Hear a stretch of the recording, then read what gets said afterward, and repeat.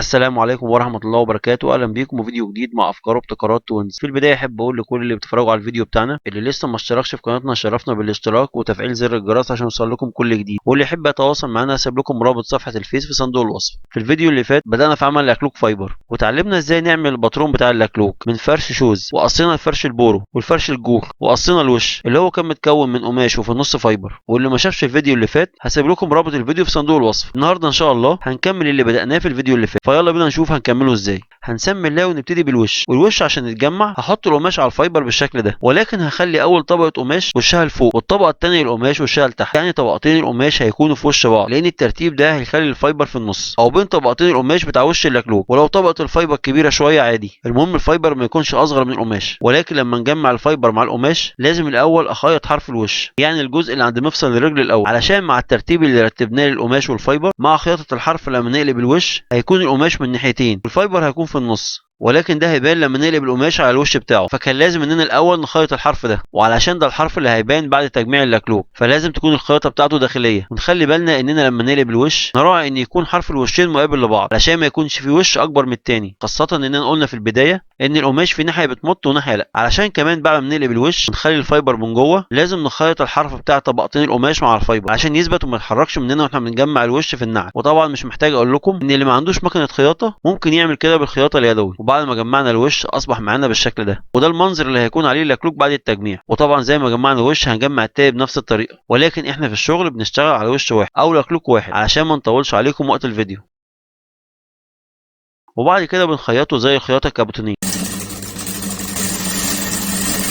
واحنا خيطناه كده علشان نمسك الوش مع الفايبر أكتر، ومن ناحيه تانية يكون منظر جمالي. وبعد كده بنعلم الوش والفرش من قدام علشان يكون في سهوله في تجميعهم مع بعض. وقبل ما نجمع الوش مع الفرش بنحط الفرش على الاسطمبه الكرتون علشان نعلم مكان مفصل الرجل على الوش نفسه. واحنا ممكن نتني الفرش على 3 اجزاء زي ما عملنا في الفرش الكرتون، ولكن يفضل الطريقه دي خاصه اننا زودنا 2 سم على مقاس مفصل الرجل قبل كده. وطبعا هنعلم على ناحيه واحده من الفرش، وبعدين نتني الفرش على 2 بالطول وناخد المقاس الناحيه الثانيه، وزي ما علمنا فرش هنعلم الثاني عليه. وبعد كده هنظبط حرف الوش من عند المفصل على العلامه اللي علمناها في الفرش، وبكده الجزء الزياده اللي واصل للكعب هيكون بعد العلامه يعني واصل لورا. وهنظبط القماش بالشكل ده وهنبتدي الخياطه، وهنسيب الجزء اللي قلنا عليه هنخيطه بعد كده. ونراعي ان علام الوش يكون مع علام الفرش علشان الوش ما يلوحش مننا في الخياطه، خاصه كمان ان القماش ممكن يمط مننا مع حركه الخياطه. وهنلاحظ ان في زيادات في الوش من قدام علشان احنا اثناء عمل الاسطمبه لو نفتكر كنا سيبنا 3 سم من قدام في الوش، وقلنا هنعرف ليه احنا سيبناهم واحنا بنجمع. وال3 سم دول مهمتهم انهم يخلوا الوش عالي من قدام، لان الكشكشه اللي بنعملها دي مهمتها جعل الوش عالي خاصه للقدم المليان شويه، بعكس معظم اللكلوك اللي في السوق بيكون الوش مسحوب لقدام ومفيش فرصه او مكان للصوابع. وزي ما عملنا في الناحيه الاولانيه هنعمل في الناحيه الثانيه، هنظبط حرف الوش على مكان مفصل الرجل على الفرش، وبرده كده هيكون في زيادات هنعمل لها كشكشه، وبكده هيكون في كشكشه في وش القدم بس. ولكن ممكن نخلي مسافه الوش من قدام 2 سم بدل 3 سم حسب علو الرجل، ده بالنسبه للرجل العاليه. اما بالنسبه للرجل الرفيعه فمش لازم نسيب مسافه من قدام، يعني نقص الوش من قدام على ما فيش، يعني هيكون حرف الوش مساوي لحرف الفرش. وبعد ما خيطنا الوش كله هيكون فاضل معانا الودنين الصغيرين او جوانب الوش هنخيطهم زي ما خيطنا باقي الوش. وطبعا بعد الخياطه ظهرت الكشكشه في بوز اللكلوك، وطبعا في ناس مش بتحب المنظر ده، ولكن مع اللبس ووجود الرجل داخل اللكلوك الكشكشه دي مش هتبان، خاصه ان القماش زي ما قلنا فيه مطه خفيفه زائد ان الفايبر بيعمل تخانه هتخلي الكشكشه دي غالبا مش موجوده. وبعد ما كملنا خياطه الودنين او الجناحين الصغيرين اللكلوك بقى بالشكل ده، وطبعا هيكون فيه زيادات فايبر طبعا هنتقص وهنساوي اي زياده طالعه من الوش في الجناب، ولكن مش هينفع يكون ده الفينش بتاع اللكلوك، علشان كده هنخيط الحروف او نجمع الحروف بشريط.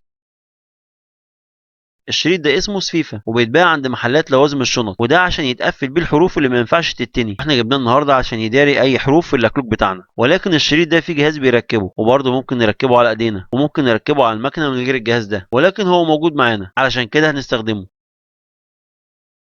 وطبعا في التركيب هنخلي وش اللكلوك لفوق، ويفضل اننا نبتدي من عند الكعب علشان تجميعة الشريط ما تبانش.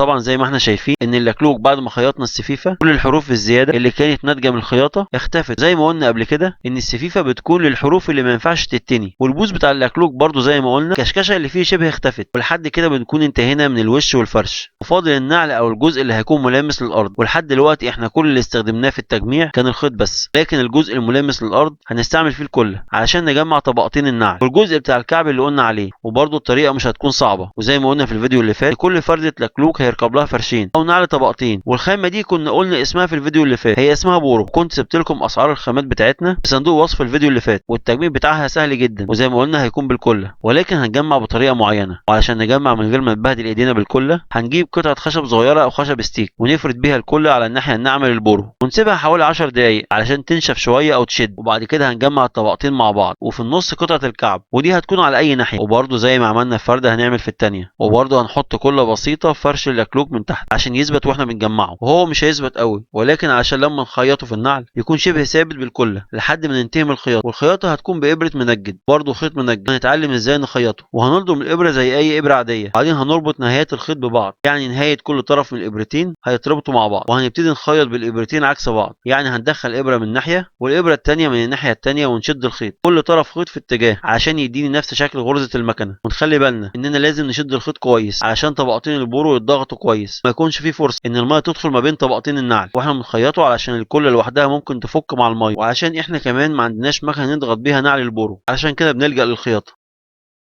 وده مغرز يدوي وفي منه اشكال، ولكن النوع ده سن الابره بتاعه مقفول علشان خياطه القماش، وهسيب لكم سعره ومكانه في صندوق الوصف. وعلشان كمان نختصر ان احنا نستعمل ابرتين، وده بنلضمه من غير ما نقطع الخيط من البقره، وبكده بنكون وفرنا في استهلاك الخيط. وده برضه طريقه استعماله سهله جدا، اسهل من استخدام الابرتين. ونلاحظ انه من غرزه واحده بيدينا نفس شكل غرزه مكنه الخياطه، عكس الابرتين لازم نستعمل الابرتين مع بعض علشان يدونا غرزه واحده. وطبعا بنستعمل ايدينا الاثنين علشان نعمل غرزه واحده، اما المغرز فبنمسكه بايد واحده والايد الثانيه بتكون ماسكه اللكلوك، ودي بتكون طريقه اسهل. وزي ما احنا شايفين اننا بنضغط عليه بحركه دائريه لسهوله غرزه في البورو. والناحيه الثانيه بيكون في ناحيتين خيط، بنفتح ناحيه ونعدي منها طرف الخيط اللي من تحت النعل، وبعدين نشد المغرز تاني الناحيه اللي غرزناه منها ونشد الخيط كويس، وبكده بنكون عملنا غرزه واحده. وهكذا لحد ما نخلص خياطه الفرش مع النعل. وهي ممكن تكون طريقه بتاخد وقت شويه، ولكن زي ما قلنا هي احسن من اننا نسيب اللكلوك ملزوق بالكله بس. لو مش عايزين نضيع وقت ممكن ناخد اللكلوك لاي حد بيخيط احذيه ويخيطه على مكنه الاحذيه، ده بالنسبه للي ما يعرفش ينفذ الغرزه وما عندوش مغرز يدوي. وبعد ما نخلص خياطه النعل مع الفرش هيكون في زيادات للبورو، وده عادي علشان البورو لما يكون اكبر احسن ما يكون اقل من الفرش، علشان الزيادات دي من السهل اننا نقصها بالقطر او المقص. المهم واحنا بنقصها نخلي بالنا علشان ما نقطعش السفيفه او الشريط اللي في حروف اللكلوك. طبعا انا بالنسبه لي هيكون القطر اسهل، ولكن في ناس مش بتعرف تتحكم في القطر فممكن بمقص كبير نشيل الحروف. المهم زي ما قلنا ما نجرحش حرف السفيفه. وبعد ما نشيل الحروف الزياده طبعا منظر اللكلوك هيكون احسن، لان الخطوه دي بتكون خطوه من خطوات التشطيب بتخلي اللكلوك منظره مقبول. وطبعا اللي بيتعمل في فرده برضه هفكركم بيتعمل في الفرده الثانيه، ولكن احنا ممكن ننفذ في فرده واحده، يعني بعد ما نجمع الوش في الفرش نجمع ونشطب فرده واحده فرش مع النعل، علشان لو في اخطاء في اول فرده ما نكررهاش في الفرده الثانيه. يعني الفرده الاولانيه هتكون زي تمرين لايدينا عشان نتعود على تنفيذ وتشطيب اللكلوك، واكيد بعد ما ننفذ اول فرده الفرده الثانيه هتكون سهله جدا علشان ايدينا هتكون اخدت على تنفيذ الغرزه وقص الزيادات بتاعه النعل. وهنلاحظ ان الوقت اللي اخدناه في تنفيذ الفرده الثانيه هيكون اقل بكتير من الوقت اللي استهلكناه في الفرده الاولانيه. وطبعا القماش اللي استعملناه في عمل اللكلوك زي ما قلنا في الفيديو الاولاني كان بواقي قماش بطانه جاكيت، ولكن ممكن يكون اي نوع من القماش، يعني ممكن يكون جينز او حته من قماش دفايه، المهم يكون جواه فايبر علشان الفايبر هو اللي بيعمل التدفئه. واكيد هيكون اقل تكلفه من اللكلوك اللي بنشتريه جاهز، لان الخامات اللي ممكن نشتريها في منها لازم نشتريه بكميه محدده، يعني البورو لازم يتباع بالفخ، ولكن في النهايه هنلاقي ان كميه الخامات اللي اشتريناها ممكن تعمل لنا اكتر من اللكلوك، وبرضه هنكون وفرنا كتير بدل ما نشتريهم هننفذهم في البيت.